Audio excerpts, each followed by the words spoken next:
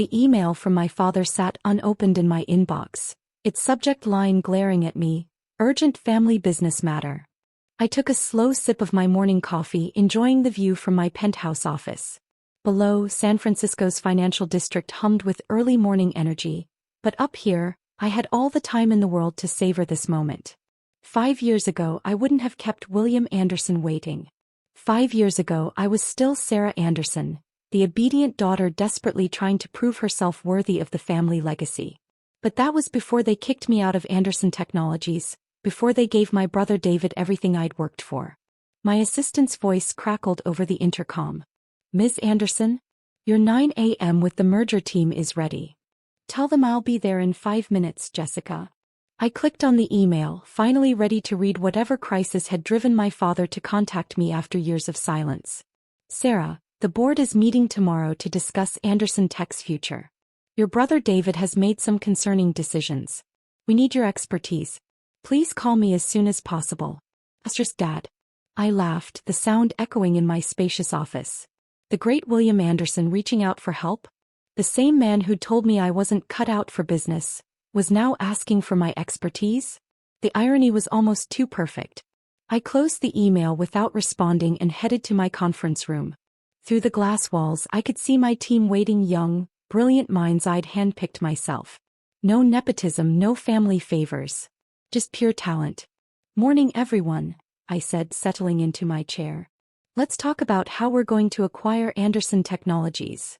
Their eyes widened. They knew the story. Everyone in Silicon Valley did. How the Anderson heiress had been pushed out of her family's company, only to build a billion-dollar startup from scratch. What they didn't know was that I'd been planning this moment since the day I walked out. "Sarah," Marcus, my CFO, leaned forward. "Are you sure about this? Anderson Tech stock has been in freefall for months. The market rumors." "The rumors are true," I interrupted, pulling up the latest financial reports on the screen. "David's leadership has run the company into the ground. They're 3 months away from bankruptcy, and that's being optimistic." I flipped through slides showing Anderson Tech's declining market share, failed product launches, and hemorrhaging talent pool. Every mistake was exactly what I'd predicted when David presented his revolutionary vision to the board 5 years ago. The day it all fell apart was etched in my memory. I'd spent 15 years preparing to lead Anderson Technologies. While David was partying through college, I was earning dual degrees in computer science and business. While he was crashing luxury cars, I was working my way up through every department of our company, learning the business from the ground up. But none of that mattered to my father. All that mattered was that David was the son, and in William Anderson's world, that made him the rightful heir. "Your brother has a natural instinct for leadership," Dad had said, standing in his oak-paneled office. "You're too cautious, too focused on details. This company needs bold vision." Bold vision. I'd laughed incredulously. David doesn't know the difference between an API and an IPO. He thinks blockchain is a type of cryptocurrency. That's why he'll have a team to handle the technical details. Dad waved off my concerns. "He has the Anderson spirit. The ability to take risks." "You mean the ability to gamble with a company I've helped build for the past 15 years? Dad's expression hardened. "This decision is final, Sarah. You can either support your brother as CTO or what?" I'd challenged, anger finally overtaking a lifetime of practiced obedience. "Or you can leave." The silence that followed was deafening. 20 years of grooming me as his successor, washed away in an instant because David had finally shown interest in the family business. "Fine," I'd said, my voice steady despite the storm raging inside me. "I quit." Dad's composure cracked just for a moment. "Don't be dramatic, Sarah. Think about your future." "Oh, I am." I'd pulled out my phone, opening my resignation letter. I'd prepared it weeks ago, when I first saw which way the wind was blowing. "I'm thinking about it very clearly." "You're making a mistake," he'd called after me as I walked out. "You'll never build anything like Anderson Technologies on your own." He was right about one thing. I didn't build anything like Anderson Technologies. I built something better. Now, sitting in my conference room 5 years later, I looked at the empire I'd created. Innovatech had revolutionized cloud computing and artificial intelligence, leaving dinosaurs like Anderson Technologies in the dust. While David was chasing buzzwords and quick profits, I was building the future. The acquisition would be hostile, Marcus continued. Your father still controls 40% of the voting shares. Actually, I smiled, pulling up another document. He doesn't. Not anymore. The room fell silent as they read the screen. Over the past 2 years, I'd been quietly buying Anderson Tech shares through various shell companies. Every time David's mismanagement caused the stock to dip, I was there, scooping up blocks of shares at bargain prices. As of this morning, I announced, we control 45% of Anderson Technologies. When the market opens tomorrow and their quarterly results show another massive loss, the stock will plummet. We'll be ready to buy another 15% from panicking institutional investors. And then we'll have control, Marcus whispered, admiration in his voice. Exactly.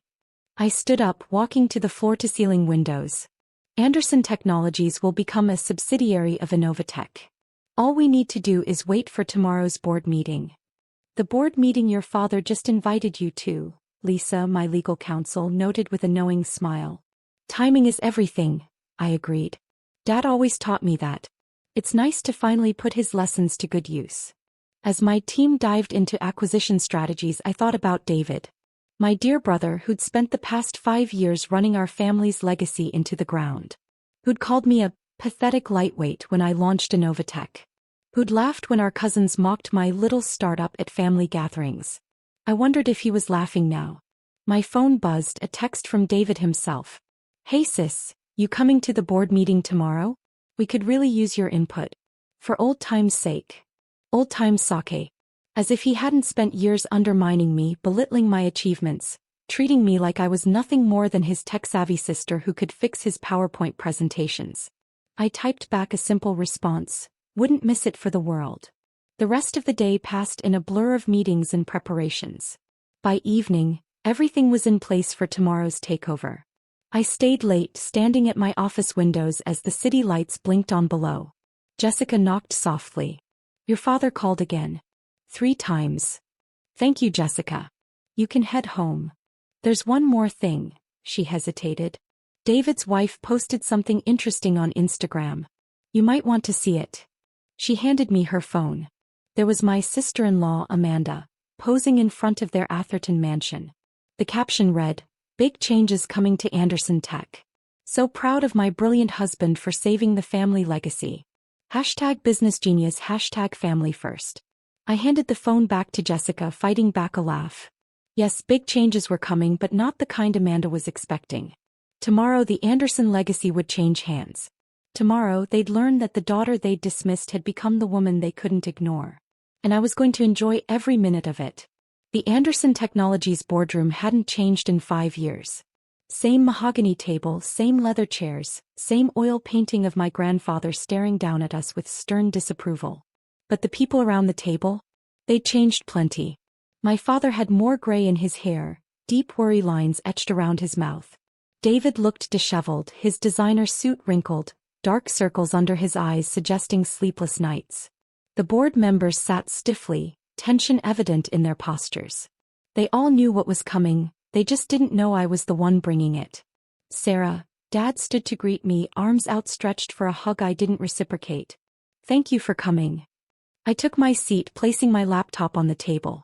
Let's skip the family reunion and get to business. David shifted uncomfortably.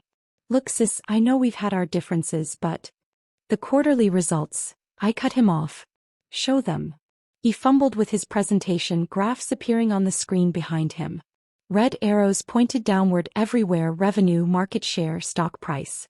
The company had lost 60% of its value under his leadership. As you can see, he stammered, we've faced some temporary setbacks. Temporary. One of the board members, Janet Chin, interrupted. We're bleeding cash. Our best engineers are leaving in droves. Our last 3 product launches were disasters. But I have a plan, David insisted, desperation creeping into his voice. A new direction that will... Bitcoin, I said quietly. The room fell silent. What? Dad asked. David's brilliant plan is to pivot to cryptocurrency and NFTs, I explained, pulling up emails I'd obtained from a former Anderson Tech executive. He wants to invest our remaining capital reserves in a blockchain venture. That's why you called this meeting, isn't it, Dad? Because he finally told you his grand strategy? My father's face went pale. David, tell me this isn't true. David's confidence crumbled. The market research suggests. The market research? I laughed. You mean the reports from that consulting firm your college roommate runs? The same firm that's been bleeding this company dry with overpriced, strategic advice for the past 2 years. I opened my laptop, connecting it to the room's display. Let me show you some real market research. For the next 20 minutes, I laid out exactly how David had driven Anderson Technologies to the brink of bankruptcy. The failed initiatives, the crony appointments, the wasted resources on vanity projects. I had records of everything, including emails where he'd dismissed warnings from his own technical teams. This is a hit job, he finally exploded, standing up so abruptly his chair toppled backward. You're just jealous because Dad chose me to lead. Chose you. Kept my voice level. He handed you a thriving company and you drove it into the ground. The only thing you've led is a masterclass in failure. That's enough, Dad intervened. Sarah, we didn't bring you here to criticize your brother. We need solutions. Oh, I have a solution. I pressed a key on my laptop and new figures appeared on screen. As of 9 a.m. this morning, Innovatech owns 51% of Anderson Technologies' voting shares. The room erupted in chaos. Board members started shouting questions. David collapsed back into his righted chair and Dad just stared at me, finally seeing me clearly for the first time in years. How? He whispered. While David was busy playing crypto mogul, I was building the future. Innovatech isn't just profitable, we're revolutionizing the industry. Our market cap passed $1 billion last quarter. I smiled. And now we're expanding through strategic acquisitions. You can't do this, David protested weakly. We're family. Family. I stood up, anger finally seeping into my voice. Was it family when you took the position I'd worked 15 years for? Was it family when you mocked my startup at every holiday dinner? Was it family when you spread rumors in the industry trying to sabotage my supplier relationships? He had no answer. From now on, I continued, Anderson Technologies is a subsidiary of Innovatech. I'll be installing my own board of directors and a new CEO who actually understands technology. And what about us? Dad asked quietly. I turned to face him fully. You always said I wasn't cut out for business, Dad. That I didn't have the killer instinct. The Anderson spirit. I paused. How's my killer instinct looking now? Before he could respond, my phone buzzed. Excuse me, I need to take this. I stepped into the hallway, leaving them to process their new reality. It was Marcus. Stocks in freefall, just as you predicted. We've secured another 10%. We now own 61% of Anderson Tech. Perfect. Begin the leadership transition immediately. And Marcus? Make sure security is ready. I have a feeling my brother might not leave quietly. I was right. When I returned to the boardroom, David was in full meltdown mode. You can't just walk in here and take over, he was shouting.